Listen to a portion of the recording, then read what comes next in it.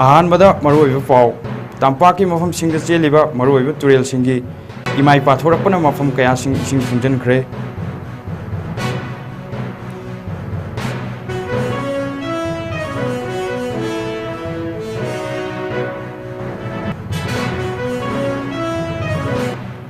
मयांग Imphal assembly constituency की MLA K रविंद्रना मयांग इम्फाल की तोंगान तोंगान बा इचाव मायोकनरी मफम सिंगदा चत्तुना यंगसिनख्रे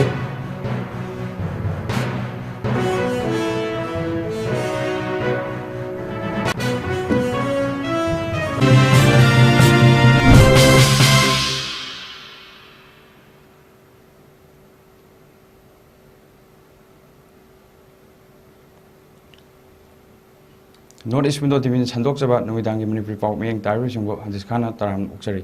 हौजिक पाउ मचा खाइना पिजरी तंपाकी मफम सिंगदा चेलिबा मरुओइबा तुरेल सिंगी इमाई पाथोरपना मफम कया इसिंग थुमजनख्रे इम्फाल ईस्ट की मनुंग चन्न लैबा खेत्रीगांव असेंबली कॉन्स्टिट्यूएंसी की खेत्री अवांग लिकाइदा मीटर चानी की मथक्ता इरिन तुरेन की तोरबान कायबना मरम ओइरगा मफम अदुगी युम सिंग इसिंगना थुमजनख्रे इचाव मायोकनरिबा लेकाय अदुगी मियोय अमना अखोई पावीद फोंदोरकपदा सही अमदा अहानबगी इचाव थेंगनरबा मतुंग अनि सुबा अमुक हौजिक फिबम ख्वाइदगी सोकना अहुमलक सुबा ओइना इसिंग इचाव मायोकनबनम लाइफम चाफम अमदी सेना चानबगी अवाब मायोकनरे फिबम असिदा यंगसिननबा कनासु लेतना माफी मफा लेतबगुम वाना इचाव मायोकनरे हाइना फोंदोखी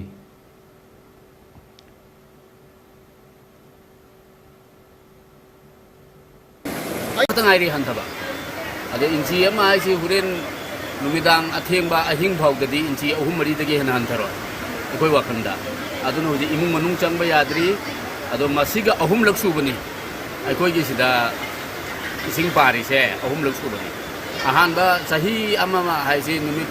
चहुम हुमपु मंगानी की मनुंगदा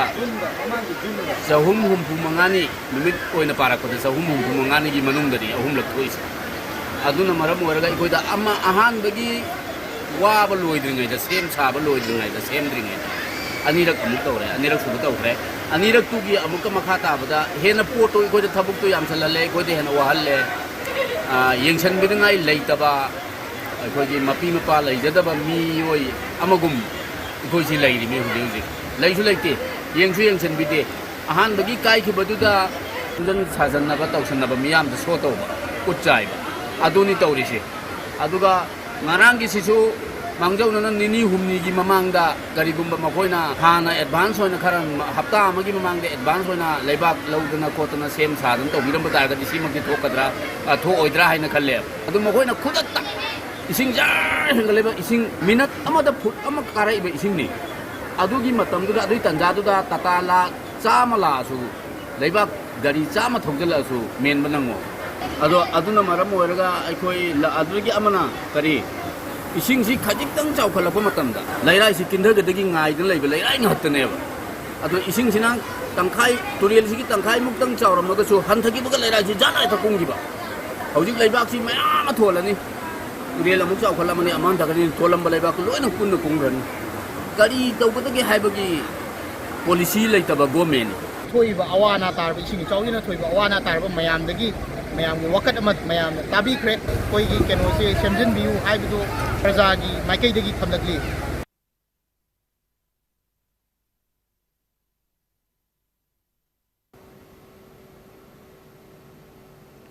थौबाल डिस्ट्रिक्ट की वांजिंग तेंधा असेंबली कॉन्स्टिट्यूएंसी की मनुंग चन्ना कायरेम बिखोक खुंगंग फाउदना चेलिबा नोंदमबी तुरेल की इमाई मफम कयादा ꯄꯥꯛꯊꯣꯛꯇꯨꯅ ꯂꯝꯕꯤ ꯌꯨꯝ ꯑꯃꯗꯤ ꯂꯧ ꯀꯌꯥ ꯏꯁꯤꯡꯅ ꯊꯨꯝꯖꯤꯟꯈ꯭ꯔꯦ ꯅꯣꯡꯗꯝꯕꯤ ꯇꯨꯔꯦꯜꯒꯤ ꯏꯁꯤꯡ ꯄꯥꯊꯣꯔꯛꯄꯅ ꯃꯔꯝ ꯑꯣꯏꯔꯒ ꯀꯥꯏꯔꯦꯝꯕꯤꯈꯣꯛ ꯈꯨꯡꯒꯪꯒꯤ ꯂꯝꯕꯤꯒꯤ ꯑꯌꯥꯝꯕ ꯁꯔꯨꯛꯁꯤꯡ ꯏꯁꯤꯡ ꯊꯨꯝꯖꯤꯟꯈ꯭ꯔꯦ ꯌꯨꯝ ꯀꯌꯥꯃꯔꯨꯝꯁꯨ ꯏꯁꯤꯡ ꯆꯪꯗꯨꯅ ꯆꯠꯊꯣꯛ ꯆꯠꯁꯤꯟꯗ ꯆꯥꯎꯅ ꯑꯀꯥꯏꯕ ꯄꯤꯔꯦ ꯁ꯭ꯀꯨꯜ ꯕꯦꯟꯁꯤꯡ ꯆꯪꯂꯛꯄ ꯌꯥꯗꯕꯅ ꯑꯉꯥꯡꯁꯤꯡ ꯁ꯭ꯀꯨल ꯀꯥꯍꯟꯈꯤꯗ꯭ꯔꯦ ꯀꯥꯏꯔꯦꯝꯕꯤꯈꯣꯛ ꯂꯧꯀꯣꯛ ꯅꯤꯡꯊꯧꯒꯤ ꯂꯥꯏꯕꯨꯡ ꯌꯥꯎꯅ ꯌꯨꯝ ꯀꯌꯥ ꯊꯨꯝꯕ ꯑꯃꯗꯤ ꯂꯝꯕꯤꯗ ꯏꯁꯤꯡ ꯆꯦꯟꯅꯕꯗ ꯅꯠꯇꯅ ꯀꯥꯏꯔꯦꯝꯕꯤꯈꯣꯛ ꯇꯨꯔꯦꯜ ꯋꯥꯡꯃꯒꯤ ꯌꯨꯝꯁꯤꯡ ꯏꯁꯤꯡ ꯊꯨꯝꯖꯤꯟꯗꯨꯅ ꯂꯨꯀꯣꯜꯁꯤꯡ ꯑꯃꯁꯨꯡ ꯄꯥꯠ ꯃꯥꯟꯅꯈ꯭ꯔꯦ ꯑꯃꯔꯣꯝꯗꯁꯨ ꯊꯧꯕꯥꯜ ꯗꯤꯁꯇ꯭ꯔꯤꯛꯀꯤ ꯃꯅꯨꯡ ꯆꯟꯅ ꯊꯧꯕꯥꯜ ꯍꯥꯎꯈꯥ ꯊꯧꯕꯥꯜ ꯂꯩꯁꯥꯡꯊꯦꯡ ꯊꯧꯕꯥꯜ ꯋꯥꯡꯈꯦꯝ ꯊꯧꯕꯥꯜ ꯐꯥꯎꯗꯦꯜꯅꯆꯤꯡꯕ ꯃꯐꯝ ꯏꯆꯥꯎꯅ ꯃꯔꯝ ꯑꯣꯏꯔꯒ ꯑꯃꯒ ꯑꯃ ꯇꯥꯎꯊꯣꯛꯅꯔꯕ ꯗꯤꯁꯇ꯭ꯔꯤꯛ ꯑꯦꯗꯃꯤꯅꯤꯁꯇ꯭ꯔꯦꯁꯟ ꯊꯧꯕꯥꯜ SDO ꯊꯧꯕꯥꯜ ꯏꯟꯗꯤꯌꯥꯟ ꯔꯦꯗ ꯀ꯭ꯔꯣꯁ ꯁꯣꯁꯥꯏꯇꯤ ꯊꯧꯕꯥꯜ ꯗꯤꯁꯇ꯭ꯔꯤꯛ ꯕ꯭ꯔꯥꯟꯆ ꯑꯃꯗꯤ ꯐꯥꯌꯔ ꯁꯥꯔꯚꯤꯁ ꯊꯧꯕꯥꯜ ꯄꯨꯟꯅ ꯈꯨꯠꯁꯝꯅꯗꯨꯅ ꯃꯤꯑꯣꯏ ꯀꯌꯥ ꯄꯨꯟꯁꯤ ꯀꯟꯈꯤꯕꯒ ꯂꯣꯏꯅꯅ ꯑꯋꯥ ꯑꯅꯥ ꯇꯥꯔꯕꯁꯤꯡ ꯃꯇꯦꯡ ꯄꯥꯡꯈꯤ ꯂꯣꯏꯅꯅ ꯌꯥꯏꯔꯤꯄꯣꯛꯁꯤꯡꯒ ꯃꯈꯥ ꯂꯩꯀꯥꯏ ꯇꯝꯄꯥꯛ ꯃꯌꯨꯝ ꯂꯩꯔꯛꯁꯤꯡꯒ ꯃꯈꯥ ꯂꯩꯀꯥꯏ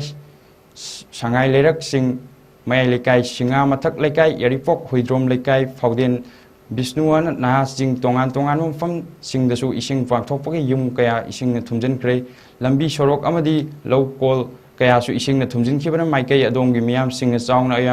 ꯑꯋꯥꯕ ꯃꯥꯌꯣꯛꯅꯈ꯭ꯔꯦ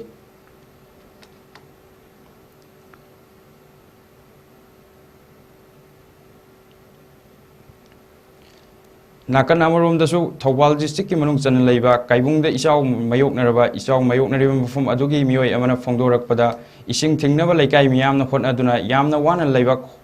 ꯍꯣꯟꯗꯨꯅ ꯏꯁꯤꯡ ꯊꯤꯡꯕꯒꯤ ꯊꯕꯛ ꯆꯠꯊꯔꯤ ꯃꯁꯤꯗ ꯂꯩꯉꯥꯛꯅ ꯑꯊꯨꯕꯗ ꯃꯤꯠꯌꯦꯡ ꯆꯪꯕꯤꯗꯨꯅ ꯑꯋꯥꯕ ꯃꯥꯌꯣꯛꯅꯔꯤꯕ ꯃꯤꯌꯥꯝꯒꯤ ꯃꯇꯦꯡ ꯄꯥꯡꯕꯤꯌꯨ ꯍꯥꯏꯕ ꯋꯥꯐꯝ ꯊꯝꯈꯤ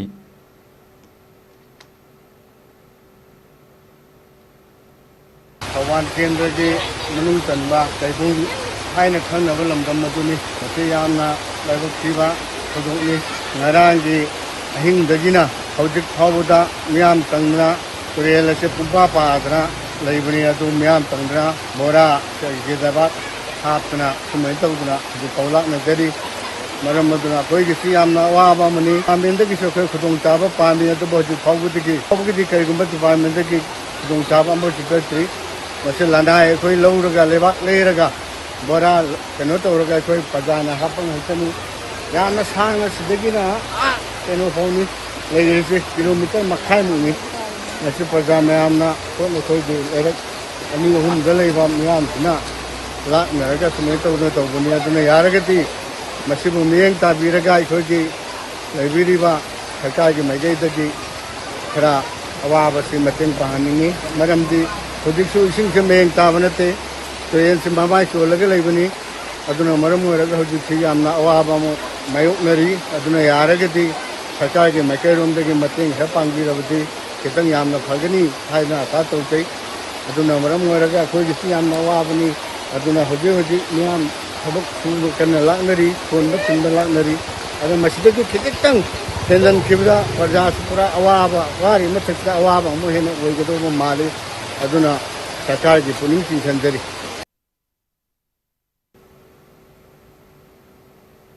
ꯃꯌꯥꯡ ꯏꯝꯐꯥꯜ ꯑꯦꯁꯦꯝꯕ꯭ꯂꯤ ꯀꯟꯁꯇꯤꯇ꯭ꯌꯨꯟꯁꯤꯒꯤ MLA ꯀꯦ ꯔꯣꯕꯤꯟꯗ꯭ꯔꯣꯅ ꯃꯌꯥꯡ ꯏꯝꯐꯥꯜꯒꯤ ꯇꯣꯉꯥꯟ ꯇꯣꯉꯥꯟꯕ ꯏꯆꯥꯎꯅ ꯃꯥꯌꯣꯛꯅꯔꯤꯕ ꯃꯐꯝꯁꯤꯡꯗ ꯆꯠꯇꯨꯅ ꯌꯦꯡꯁꯤꯟꯈ꯭ꯔꯦ ꯌꯦꯡꯁꯤꯟ ꯈꯣꯡꯆꯠ ꯑꯗꯨꯗ ꯃꯍꯥꯛꯅ ꯄꯥꯎꯃꯤꯁꯤꯡꯗ ꯎꯅꯕ ꯑꯃꯗ ꯃꯍꯥꯛꯅ ꯍꯥꯏ ꯇꯝꯄꯥꯛꯀꯤ ꯃꯐꯝꯁꯤꯡꯗ ꯅꯣꯡ ꯂꯦꯞꯇꯅ ꯆꯨꯕꯅ ꯆꯤꯡꯒꯤ ꯃꯐꯝꯁꯤꯡꯗ ꯅꯣꯡ ꯇꯥꯕꯅ ꯇꯨꯔꯦꯜꯁꯤꯡꯒꯤ ꯏꯃꯥꯏ ꯈꯨꯗꯣꯡ ꯊꯤꯅꯤꯡꯉꯥꯏ ꯑꯣꯏꯔꯤ ꯎ ꯋꯥ ꯌꯥꯟꯊꯠꯇꯨꯅ ꯄꯣꯄꯤ ꯊꯥꯕꯅ ꯏꯆꯥꯎ ꯊꯣꯛꯍꯟꯅꯕ ꯆꯥꯎꯅ ꯃꯇꯦꯡ ꯄꯥꯡꯂꯤ ꯃꯔꯝ ꯑꯗꯨꯅ ꯃꯤꯌꯥꯝ ꯄꯨꯟꯅ ꯒ꯭ꯌꯥꯟ ꯇꯥꯃꯤꯟꯅꯗꯨꯅ ꯃꯍꯧꯁꯥꯒꯤ ꯈꯜ ꯉꯥꯛꯇꯨꯅ ꯊꯝꯃꯤꯟꯁꯤ ꯑꯃꯗꯤ ꯃꯍꯧꯁꯥꯒꯤ ꯑꯣꯏꯕ ꯈꯨꯗꯣꯡꯊꯤꯕꯁꯤꯡꯗꯒꯤ ꯉꯥꯛꯊꯣꯛꯃꯤꯟꯅꯁꯤ ꯍꯥꯏꯅ ꯑꯄꯤꯜ ꯇꯧꯈꯤ खुदों थिनी गाय लेरी हुजी कईनो द हापी खुदिंग की तुम लेवल वंकल पने तुम पार तुम चले तुम ओहिसे तुम हाप हाप ले तरी लेकाय की लेबीरी बौसी उबिरंग मनी लेकाय की थोकल थोलक तना मखम पंगी हंग ngamba लेबा हपचन न खोचन तौरगा कईनो द सिगी लेवल जे सिंग नोंग ताबदी तंपाक त नोंग ताबदी पांग ताद्रे ngasiगी yengaगदी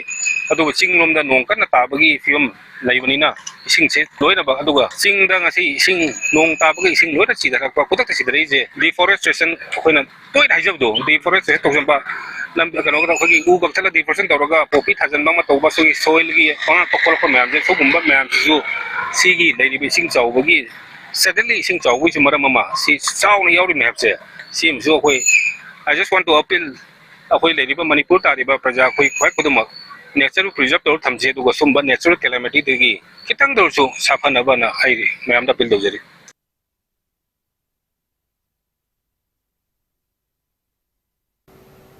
Yairipok Tulehan May Lekai the Su Isang Maram Oiraga Yum Lishing Amaga Sambri Rom Ising the Tumjan Kibana Maram Oiraga Mioika Le from Latabagi Awa Mayok Nakre Tulehan May Lekai Welfare Association Secretary from Puriba Makak Mium Said Ahmad Koi Pawina Akana Unavada Amada Mafam Aduda Hokiba Hindagi Ichau Torakana Maram Oiraga MLA Sham Kumargi Miang Makata Tulehan May Lekai Welfare Association Lekai Adugi Maru Oiba Mio Sing Kanarabam Matunda Ayok Angang Haudura Makpigani relief camp hangtoktuna awaba taraba singbu tengbang khre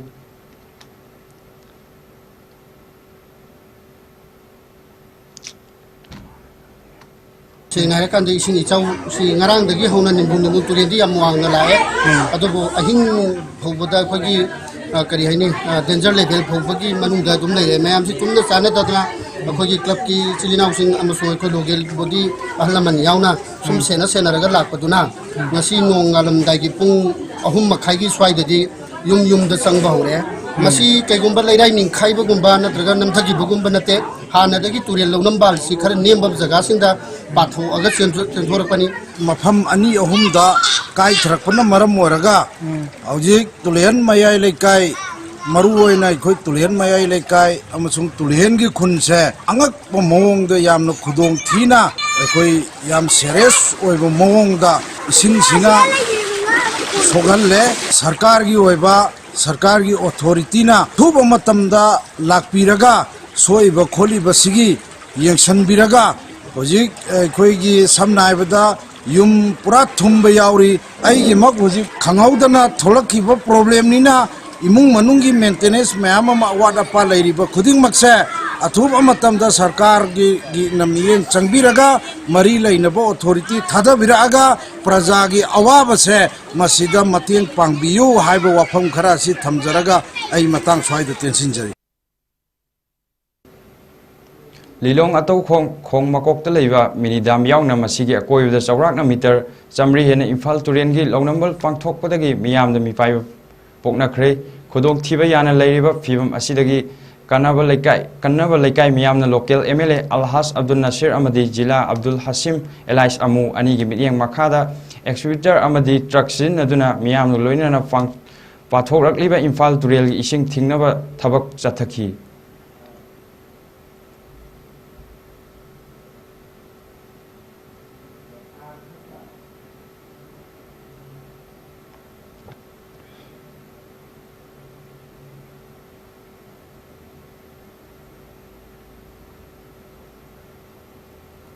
Right to education mafung fana changdriba fawa government polytechnic ki mahiroi singna khongjang changsin khigani kanasu thingbang amloi haina mahiroi singi maikai degi fongdorakli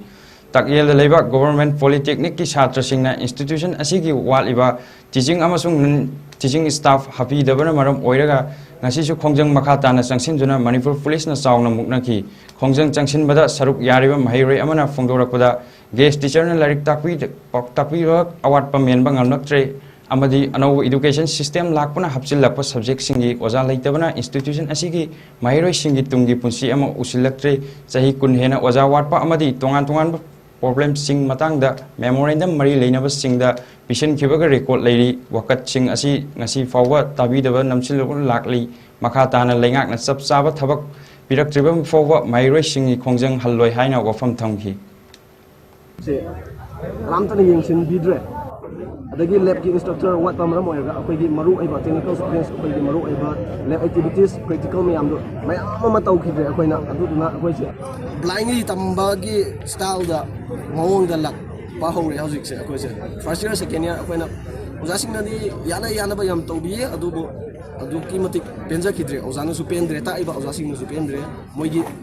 mensilaga tak penina moi subject na tobi da moina taw equipments atang ba gari atang ba mang bagi case aduki matik yam kre FIR chanba mayam yaw kre adubo security chokidar wat bagi maram oiraga tholak pangatani se do hapiu gari lab equipments lab ki matang kana atang ba first technical institute nina machine akoina satasing na practical to da equipment se atang ba adung tik office lay adubo yang sini bina ba takui na ba military na upul thanga ga mirang overload tawraga lay haudik se si yang sin bi hajer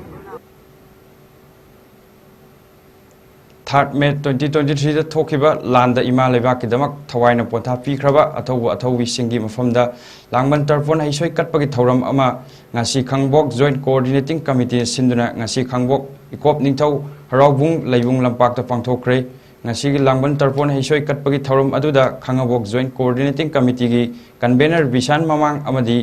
KGGG gi president ओइना थौपुरिबा खुंद्राकपम देविता अमसुंग KGCC की advisory chairman doctor Akoi Sana candle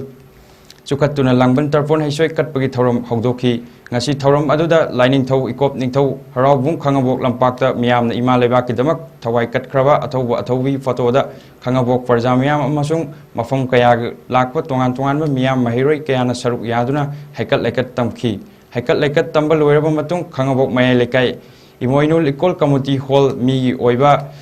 मियोइबगी थौरम अमा पांथोकी थौरम असिगी की note पीरदुना KCJJ की convener खुंद्राकपम बिशान ममांगना हाइखिबदा इरैपाक इरमदम असिगिदमक थवाइना पोथा पीख्रबा थौबसिंग नखोइगी नचानासु ओइबा इखोइना नखोइगी तुंग इंजदुना इरमदम असिबु ngakpa chawthokna hotnakini Manipur ki saktam ngaknaba ikheng kalkadaba leirgadaba iraipak ifrup ki damak ninghannaba leitana hotnakini haiki makha tarak poina haikal lekat tarba saruk yakhiba mahirosing amadi mayam kanglaipak imana yaifare Manipur ki saktam kaiba yaroi haiba slogan kayasu lauki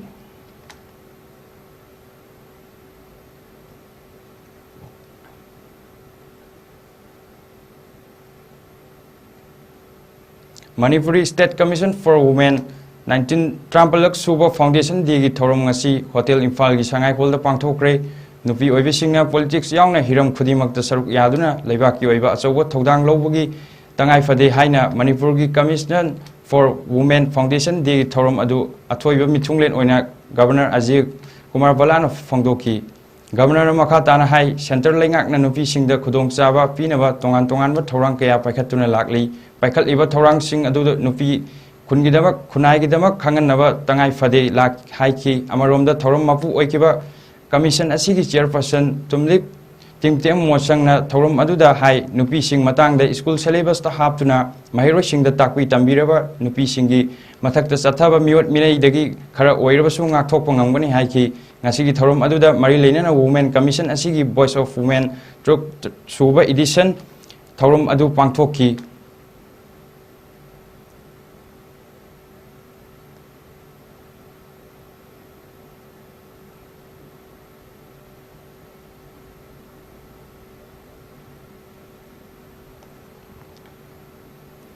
नोंमगी ओइबा मियाम पुना खननेनबगी थौरम अमा चानुरा मरुप Manipuri people party इन सिंधुना इम्फाल की JM hall दा पांगथोखरे अफबा लेंगाक अमा लेनबा होनाबदा नुपी सिंग लौगदबा थौदांग हाइबा थिमना पांगथोकपा थौरम अदुदा Aribam Nandeshwari Devi retired district session जज निंगथौजम ओमेनिका प्रेसिडेंट चानुरा मरुप Manipur people party doctor Karam Kunjani Devi retired associated professor Lilong Haoreibi college Ningombam Shrima Devi assistant professor department of political science Nambol and Sanoi college Nazima फुंड्रैमयूम general secretary united Manipur Muslim women development organisation Khetri तम देवी फ्रॉमर अधिकाशम इम्फाल ईस्ट जिला परिषद Pochangbam O Jayashree Devi former president Uripok नुपी अपुन बलुक Jaya Khangembam social activist Ranjita Gulemai social activist Julia Singlai social activist सरुक याखी training Modi ना लांबसिदा को चोरासामपुरदना पैकेज अमा अदुगा मणिपुरदना पैकेज अमा इम्फालदा स्टेट अमदा पैकेज अनि पीबा हाइबसी तसेंगना ngasi अखोइगी इरमदा मणिपुरसिदा लैरिबा मणिपुरगी प्रजा मियामना मदु खंगिबरा नतगा खंगदबरा करमबगी खुपीनो हाइबसे अखोइगी मियामना ngasi बाउदा हंगबा क्वेश्चन अमता कनासु हमनाद्री अदुक यामना ताबा नोंगी मरक्तुदा मखुता सातिन तुप्पगा ngsaigi नेता साबसिंगदुना चंगबियु मियामगी थबकनी नोंग चोटपा करीमता खनबिरुगनु हाइदना सुमाइना तौरगा चमजरबा इमासिंग पंगजरबा इमासिंग अदुगुमलबा इंडिया गवर्नमेंट की अदुगुम्बा सासिनबा ड्रामा सासिनबा पैकेज समना हाइरबदा थिकागी ओइना लाक्बिरबदो ngasi मियाम मणिपुरदा लेबा मणिपुर की प्रजा अमतना यानिंगबगी खोलाव अमता लाव लेते यानिंगदेबा कनासु यानिंगदबगी खोलाव ngaktaनेबा लावसी हाइबदी लापीरमलिबदो IDP सिंगी अवाब हंगीरंगद्रा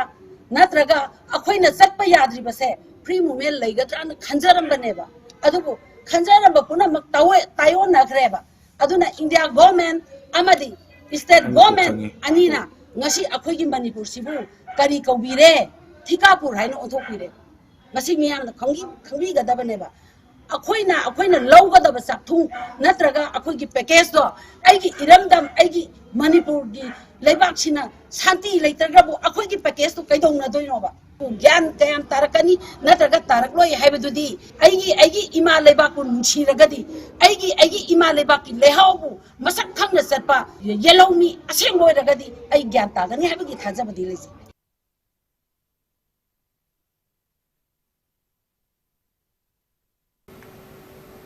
Chandel da numit ahum chupna chathagadaba mahusagi likol amadi laitengi pot lamsing sabagi training program haudokre therefore Chandel sinduna RPM Rising and Accelerating MSFE Performance Scheme gi makhada Chandel gi panchayat leiba Maha Area Chief Association gi hall da hokiba training program adu haudokpagi thoramda Dr. N. Manuel Maitei therefore Chandel Dr. B.R. Tomdal and retired principal United College Chandel amadi Mistress Wesel Jesila Anal Chief Trainer na Desita Pangpai Punna Trainer Nifuga Marina Saruk Yaduna Hudokiba program ga Mari Lenana Dr. N. Mulal Maitei DFO Chandel na Haikibada Ekoi Koktagi Kong Forward Sin Nariba Jewelry Amadi Ornament Sing Asina Mioi Bagi Haksang the Tongan Saruk Sing the Masak Takli Makoi Sing Asi Matik Pajanaba Nate Masina Zati Ama Lotuna Lariba Zanavi Sung Samas Asida Fongdokli Training Program Asida Trainer Coding Nasu Tawai Haksang Yauna Training Asibu Yobiduna Hiramasi Kang Haiba Amadi Isagi Shantok Laiba Oisano Amadi Lamnam Asibu Chapat and Si Haiba Dr. Mulana Trainer Sing Amadi Tinkiba Miam the Afil Toki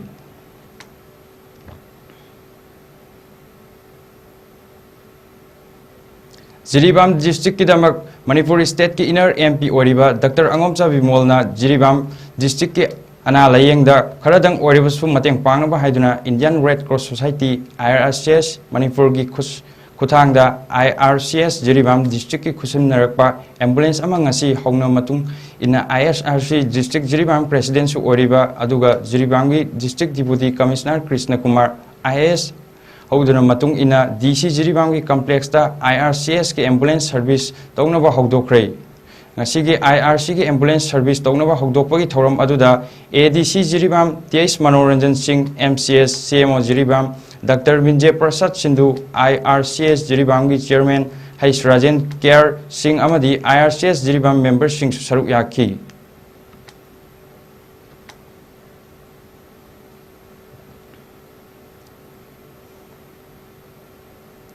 Manipur ki tongan mafam singda ising ichaw thokpana maram oiraga college school sing hayeng suti oiragani hojik aroibda maroi pau amuk hana pi miyam da pijari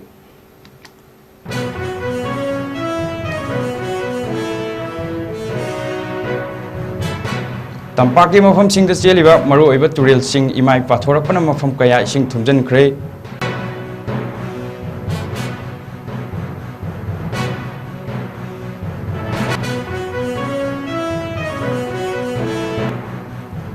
Mayang Imphal Assembly Constituency ki MLA K. Rovindro na Mayang Imphal ki tongan ba isang mayok na mafam singda satuna yengsin khre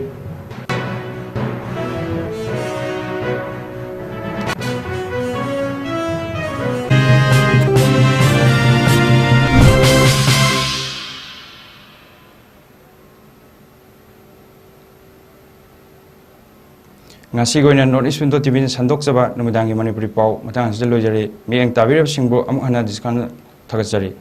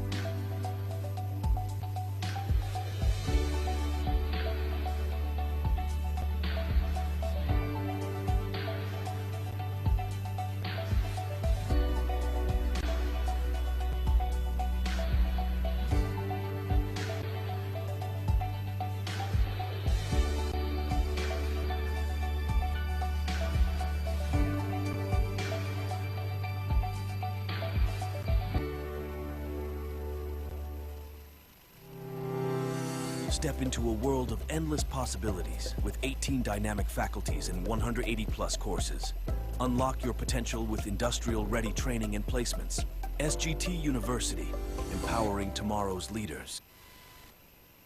Hakchang phana thamge hairabadi iramda masimakta leiba khwaidagi pharaba hospital singi manungda ama oiriba Babina Hospital leijari. Mafam asida thajaba yaraba amadi sel yamna changdana specialty kun henbada ana layeng khudong chaba pizari. Pediatrics, cardiology, cosmetic surgery amadi specialty makal makha kayada aikhoigi specialist singna marik chumna thawai hakchang yauna layeng jari. Aduna state wangmada amuk karigi chatlugani aikhoigi Manipur da su hogikti awang bathaki healthcare fanglabada. Matam mangan biraganu sel hena tingan biraganu aikhoigi specialist singdagi malemgi apaba thaki layeng patap yumpham oiba service lobiyu. Babina Hospital, where hope meets compassion. Akupa marol gidamak Babina Hospital, Sajiwa Jail Road, Kabai Soy Impal East Lengsin Birau. Natraga, aikhoigi phone number 6909 390666 ta call to birau.